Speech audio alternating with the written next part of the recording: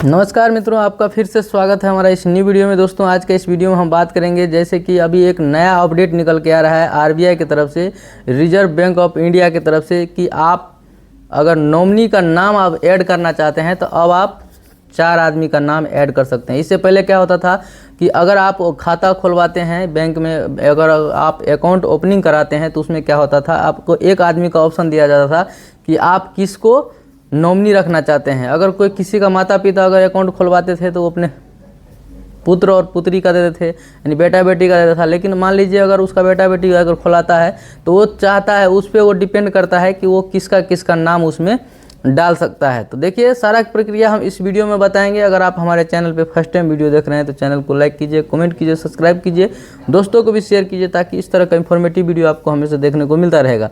आइए अभी हम बात करेंगे कि आखिर क्या नियम में बदलाव कर दिया है आरबीआई ने, नॉमिनी में नाम जो है सो ऐड करने के लिए क्या किया गया है, सब कुछ बताते हैं। देखिए पहले क्या होता था, जब आप अकाउंट खुलवाते थे तो उस समय नॉमिनी का नाम इसीलिए दिया जाता है ताकि आप अकाउंट खुलवाते हैं, अकाउंट खुलाने के कुछ दिन के बाद हो सकता है आपका मृत्यु हो जाता है किसी न किसी कारणवश। कब किसका मृत्यु होगा कोई नहीं जानता है। तो कभी अगर किसी तरह का प्रॉब्लम हो जाता है तो उस अकाउंट को हैंडल कौन करेगा, यानी कि उसमें जो पैसा रहेगा वो कौन निकालेगा। तो इसीलिए उसमें नॉमिनी का नाम दिया जाता है ताकि आपका जो भी रिलेटिव है, जो भी फैमिली मेम्बर है, उस पैसा को निकाल सकता है। इसीलिए नॉमिनी दिया जाता है। उसमें पूरा आधार कार्ड भी डाला जाता है, उसका एज डाला जाता है, ओरिजिनल नाम क्या है वो भी डाला जाता है। तो पहले क्या होता था, आप एक आदमी का नाम डाल सकते थे, लेकिन अब क्या है देखिए होता क्या है, किसी परिवार में कभी कभी कुछ ऐसे घटना हो जाते हैं जिसमें क्या होता है 2 आदमी का एक ही बार मृत्यु हो जाता है। मान लीजिए रोड एक्सीडेंट हो गया, गाड़ी से जा रहा था, 2 आदमी मर गया। तो मान लीजिए उसमें जो 2 व्यक्ति मरा जो मरा उसका अकाउंट था, उसके साथ जो एक और था वो क्या था, नॉमिनी था। तो क्या हो गया, दोनों चला गया। तो उस केस में क्या होता है, प्रॉब्लम हो जाता है। तो इसीलिए क्या किया है आरबीआई ने कि अब अपने नियम में कुछ बदलाव कर दिया गया है और अपडेट कर दिया है, ताकि अब कोई भी व्यक्ति अगर खाता खुलाता है या पहले से खुला लिया है तो अब नॉमिनी में अपना 4 नाम डाल सकता है। 4 नाम बोले तो सीरियल बाय सीरियल, यानी कि पहला ऑप्शन वो देना चाहेगा जो उसका ज़्यादा क्लोजली होगा। यानी कि मान लीजिए कोई भी व्यक्ति अपना अकाउंट खुलाता है तो हो सकता है वो पहला ऑप्शन चूज करेगा अपने वाइफ को, नहीं तो बहुत सारे लोग अपने मम्मी को करेंगे, नहीं तो पापा को करेंगे। तो जो भी फैमिली में उसको लगता है कि समझदार है, अगर हमारे नहीं रहने के बाद कुछ भी प्रॉब्लम होता है तो उसमें से पैसा कैसे निकलेगा, तो क्या करता है, पहला ऑप्शन आप डाल सकते हैं कि आप अपने पत्नी को रख सकते हैं, दूसरा में अपने पुत्र को रख सकते हैं, तीसरा में मम्मी को रख सकते हैं, चौथा में अपने भाई को भी रख सकते हैं।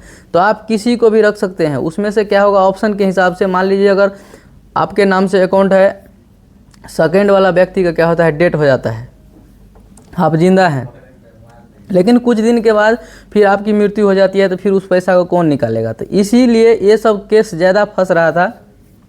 यह सब चीज़ को देखते हुए आरबीआई ने क्या किया, अपने नियम में और नॉमिनी का नेम में क्या किया है, बदलाव कर दिया गया है ताकि इससे किसी तरह का प्रॉब्लम नहीं होगा। अब आप अगर अकाउंट खुलवाते हैं या पहले से आपका अकाउंट है तो आप अपने अकाउंट में अपना 4 आदमी का नॉमिनी डाल सकते हैं, जो आपके नहीं रहने के बाद वो पैसा को विड्रॉल कर सकता है, निकाल सकता है।